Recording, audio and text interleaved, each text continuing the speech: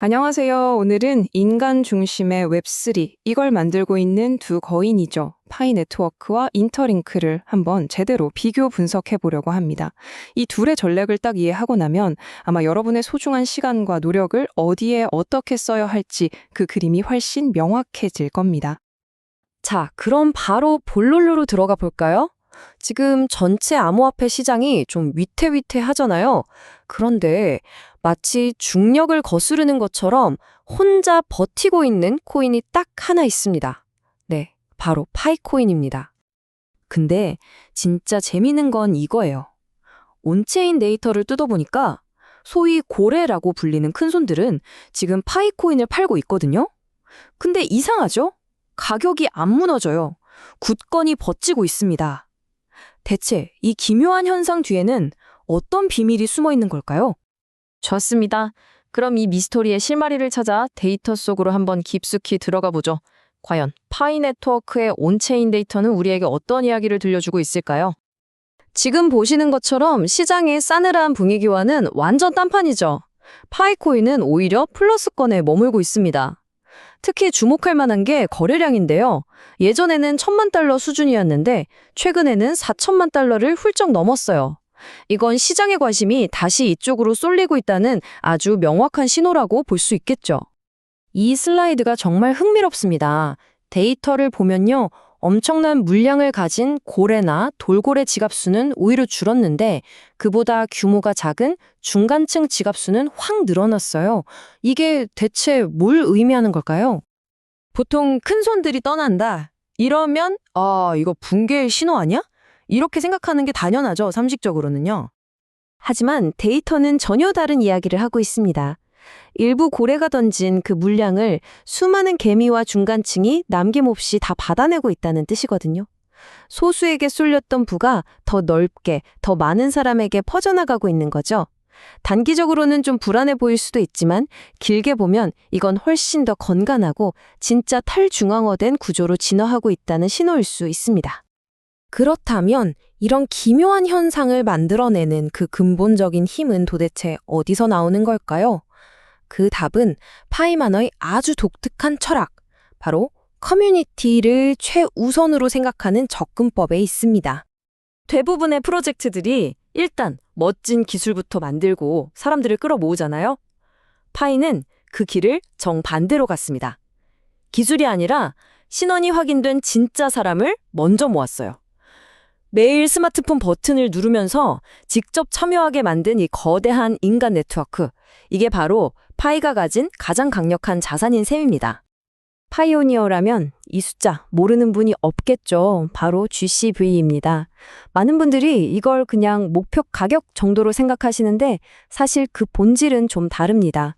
이건 숫자를 넘어선 하나의 사회적인 약속이자 강력한 심리적 현상에 더 가까워요.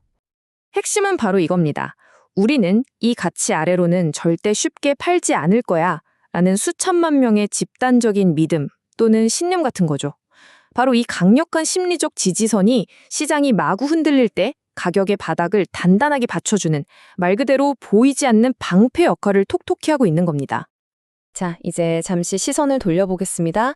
파이처럼 인간을 가장 중요하게 생각하지만 문제를 풀어가는 방식은 완전히 다른 또 하나의 거인이 있거든요. 바로 인터링크 네트워크입니다. 인터링크의 목표는 아주 명확합니다. 수많은 봇이나 가짜 계정이 아니라 오직 증명된 진짜 인간만을 기반으로 해서 신뢰할 수 있는 인터넷 세상을 만들겠다는 거죠.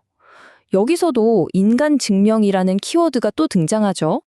인터링크의 방식은 이렇습니다. 첫째, AI 생체 인식 기술로 당신이 진짜 사람이라는 걸 증명합니다. 그리고 두 번째가 핵심인데요. 영지식 증명이라는 기술을 써서 당신의 민감한 개인정보는 하나도 보여주지 않으면서도 이 사람은 검증된 사람이다 라는 사실만 안전하게 전달하는 거예요. 우리가 신분증을 직접 보여주지 않고도 성인 인증을 하는 것과 비슷하다고 생각하시면 돼요. 이렇게 만들어진 신뢰의 토대 위에서 이제 다양한 앱이나 결제 같은 서비스를 마음 편히 이용하게 되는 거죠. 보상을 주는 방식도 아주 독특해요. 휴먼 해시 파워라고 부르는데요. 컴퓨터가 막 전기를 써가면서 채굴하는 게 아니라 우리 같은 사람이 네트워크에 기여하는 행동 자체가 가치를 만들어내는 겁니다. 예를 들면 인간 인증을 밟는다거나 결제를 한다거나 친구를 초대하는 그런 모든 활동들이요. 자, 이 슬라이드는 꼭 주목해서 보셔야 합니다. 인터링크가 얼마나 진지하게 또 길게 보고 이 프로젝트를 진행하는지 보여주는 증거들이거든요. A 연육Z, 판테라 캐피탈, 이쪽 씬에 계신 분들은 이름만 들어도 아시죠? 최상위 VC들이에요. 여기에 구글까지 지원 사격을 하고요. 심지어 토큰을 무려 15년까지 묶어둔다는 건 우리는 단타치고 빠질 생각 전혀 없다는 아주 강력한 메시지죠. 그리고 최종 목표는 미국 증시 상장입니다. 이건 그냥 시작부터 우리는 제도권 안에서 제대로 된 인프라가 되겠다고 선언하는 거나 마찬가지예요. 자, 이제 두 프로젝트를 나란히 놓고 한번 볼까요? 사실 이 둘은 서로 경쟁하는 관계가 아니라 인간 중심의 웹3라는 같은 목표를 향해서 각자 다른 길을 가고 있는 파트너로 볼 수 있습니다. 하나는 거대한 사회적 커뮤니티를 만들고 있고 다른 하나는 단단한 기술적 인프라를 깔고 있는 거죠. 당연히 이런 질문이 나오겠죠. 그래서 파이가 나은 건가요? 인터링크가 나은 건가요? 우리는 어디에 더 집중해야 할까요? 이건 A냐 B냐의 문제가 아닙니다. 각자의 강점이 너무나 뚜렷하거든요. 파이는 이미 만들어진 수천만 명의 커뮤니티와 GCV라는 강력한 사회적 스토리가 자산이고요. 반면에 인터링크는 아주 정교한 기술력, 규제 친화적인 로드맵, 그리고 다른 서비스들이 쉽게 가져다 쓸 수 있는 인프라를 만드는 데 강점이 있습니다. 서로 다른 영역에서 아주 중요한 역할을 맡고 있는 거예요. 그렇다면 이런 상황에서 우리에게 가장 현명한 전략은 과연 무엇일까요? 제 생각엔 선택의 틀 자체를 바꿔보는 겁니다. 바로 이겁니다. 둘 중 하나를 고르는 게 아니라 이 둘을 모두 활용하는 병행 전략을 구사하는 거죠. 리스크는 나누고 기회는 2배로 넓히는 겁니다. 구체적인 전략은 아주 간단합니다.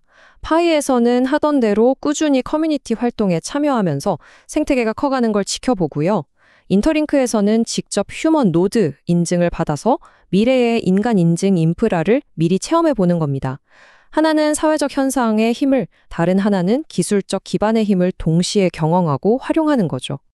이 병행 전략을 통해서 여러분은 한 손에는 수천만 명이 움직이는 거대한 커뮤니티를, 다른 한 손에는 미래 웹의 기초가 될 단단한 인프라를 함께 쥐게 되는 겁니다. 둘 중 어느 쪽이 먼저 터지든 우리는 그 파도 위에 올라탈 준비를 미리 해두는 거죠. 마지막으로 이 질문을 한번 던져봅니다.